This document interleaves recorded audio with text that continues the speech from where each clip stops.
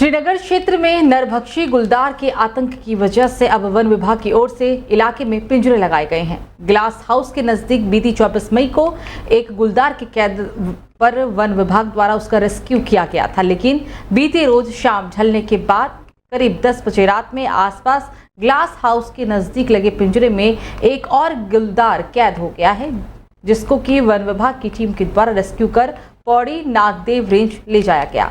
श्रीनगर में गुलदार के खौफ तले तमाम स्थानीय लोगों ने जी रहे राहत की अब सांस ली है। वन विभाग पौड़ी नागदेव रेंज के रेंजर ललित मोहन सिंह नेगी ने कहा कि श्रीनगर की ग्लास हाउस वाली रोड के पास लगाए गए पिंजरे में कैद हुए गुलदार को पौड़ी नागदेव रेंज लाया गया, जहां उसका स्वास्थ्य परीक्षण करवाने के बाद उच्च अधिकारियों के आदेश पर अग्रिम कार्रवाई अमल में लाई जाएगी।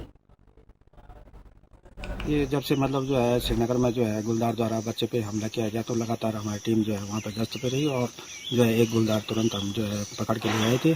और इसी के साथ फिर जो है कल रात को भी हम एक गुलदार और पकड़ के ले आए, जिसको रेस्क्यू जो है यहाँ पे किया गया नागदेव रेंज में। तो इस प्रकार से नागदेव रेंज में अभी हमारे पास 2 गुलदार जो है मौजूद हैं। अपना जख्मी किया था डीएफओ सर के यही निर्देश है, जब तक टीम को जो है वहाँ से हटने के निर्देश नहीं दिए जाते हैं तो पूरा मतलब जो है गुलदारों को पकड़ने का प्रयास किया जाएगा। जब से मतलब 2 गुलदार पकड़े हैं तो थोड़ा सा माहौल वहाँ पे काफ़ी शांत है और लोगों का काफ़ी सहयोग मिल रहा है।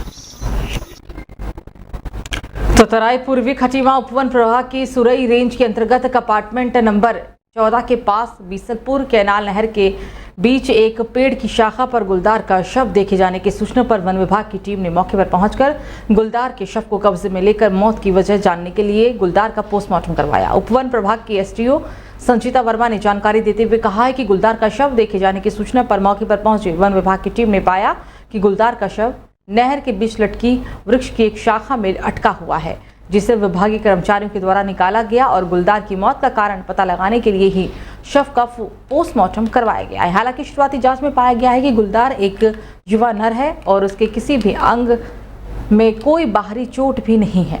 गुलदार की मृत्यु का कारण पोस्टमार्टम की विसरा रिपोर्ट आने के बाद ही साफ हो पाएगा। पोस्टमार्टम के बाद शव को विभागीय अधिकारियों की निगरानी में डिस्पोज कर दिया गया है। स्टाफ के द्वारा सूचना दी गई कि जो हमारी सतपुरा सेकंड बीट है उसके 14वें कंपार्टमेंट में जो हमारी ये बिसलपुर ब्रांच बहती है मेन कैनाल की, वहाँ पर टहनियों में एक गुलदार का शव अटका हुआ है। तो उसके बाद हमारे द्वारा मौके पर जाया गया और शव का मुआयना किया गया और उसको पानी में से निकाला गया। तो अभी हमने उसका एनजीओ के कार्मिकों की उपस्थिति में और डॉक्टर राहुल सती एवं डॉक्टर आयुष उनियाल वरिष्ठ पशु चिकित्सा अधिकारी उनकी उपस्थिति में यहाँ पर उसका पोस्टमार्टम करवा दिया है। पोस्टमार्टम करने के बाद हमने शवदाह भी कर दिया है और जो लेपर्ड है वो मेल है, वयस्क है, सभी अंग उसके सुरक्षित हैं और अभी आगे की जांच जारी है कि किस प्रकार से उसकी मृत्यु हुई है। तो खटीमा कोतवाली पुलिस ने बीते दिनों खटीमा के देड़ाघाट क्षेत्र निवासी कैलाश चंद्र जोशी के घर पर हुई चोरी का खुलासा कर दिया है। आपको बता दें कि बीती 18 मई को कैलाश चंद्र जोशी के द्वारा खटीमा कोतवाली में तहरीर देते हुए शिकायत दर्ज कराई गई थी कि वो 15 मई से लेकर 17 मई के मध्य धार्मिक यात्रा के लिए अपने परिवार सहित शहर से बाहर गए हुए थे। तो वहीं उनकी गैर मौजूदगी का फायदा उठाते हुए कुछ अज्ञात चोरों के द्वारा उनके घर पर चोरी का अंजाम दिया गया और इस दौरान घर में रखा सारा सोने का जेवरात और नगद पैसे भी चोरी कर लिए गए, जिस पर कार्रवाई करने के लिए घटना का खुलासा करने के लिए गठित की गई पुलिस के द्वारा टीम और सीसीटीवी कैमरों की फुटेज के आधार पर खुलासा हुआ है। और साथ में पहले भी चोरियों के लिए जेल जा चुके कई हिस्ट्री शीटर चोरों से भी पूछताछ की गई। खटीमा कोतवाली में आज घटना का खुलासा करते हुए एसपी क्राइम चंद्रशेखर घोरपड़े ने मीडिया को जानकारी देते हुए कहा कि जांच में लगी पुलिस टीम ने मुखबिर की सूचना के आधार पर ही हल्दी मझौला क्षेत्र से चेकिंग के दौरान 4 अभियुक्त इमरान और अशरफ के साथ साथ मोहम्मद फैजान और उनके साथ साथ फैजान को भी गिरफ्तार कर लिया है। इन सभी को हालांकि पीलीभीत से गिरफ्तार किया गया। सीओ खटीमा के नेतृत्व में एसएचओ खटीमा के निर्देशन में ये काम कर रहे थे। इन टीमों को बहुत अच्छी सफलता मिली है। 25 तारीख को हमने इसमें 4 अभियुक्त गिरफ्तार किए हैं और इनके द्वारा हमने एक और मुकदमे 150/24 का भी माल हमने इनसे बरामद किया है। तो लगभग ये दोनों मुकदमे का हमने बरामदगी जो हुई है 15 लाख से भी ज़्यादा इसकी अनुमानित कीमत है, जिसमें सफेद धातु और पीली धातु के आभूषण इसमें सम्मिलित है। इसके अलावा हमने एक स्कूटी और एक अपाचे भी इनसे बरामद की है। स्कूटी जो है वो घटना में प्रयुक्त की गई थी और जो अपाचे है वो इन्होंने चोरी के संपत्ति से इसको खरीदा गया था।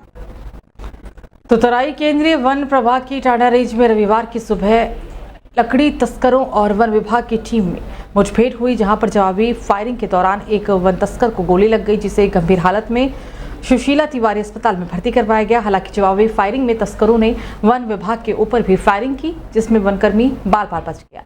वन विभाग की टीम ने मौके पर 3 तस्करों को गिरफ्तार कर लिया है और साथ ही वन विभाग ने वन तस्करों के कब्जे से एक पिकअप वाहन से भारी मात्रा में बेशकीमती लकड़ी बरामद की है।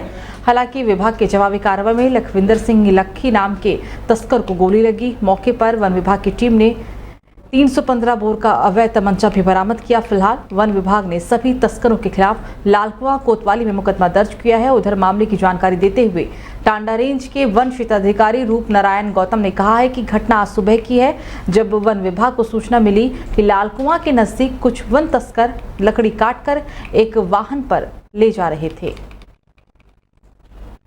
ये फॉरेस्ट रेंजर द्वारा सूचना दी गई थी कि कल रात कुछ तस्करों द्वारा अवैध लकड़ी की चोरी की जा रही थी, जिसमें उनके द्वारा मुठभेड़ की गई। मुठभेड़ में जो तस्कर है वो घायल हुआ है। फॉरेस्ट पे भी कुछ फायर हुए थे, लेकिन फॉरेस्ट के सभी कर्मचारी सुरक्षित हैं। इनके द्वारा अवैध तमंचा बरामद किया गया है, जिसको लेके ये तहरीर लेके आए हैं। इसमें हम पुलिस के द्वारा कार्रवाई की जा रही है, मुकदमा दर्ज किया जा रहा है। देखिए, आज सुबह 3:30 बजे घटना आ गया। एसओजी के साथ मैं रूटीन गश्त में था और ये लालकुआं के पास जंगल में तस्करों से हमारा आमना सामना हो गया।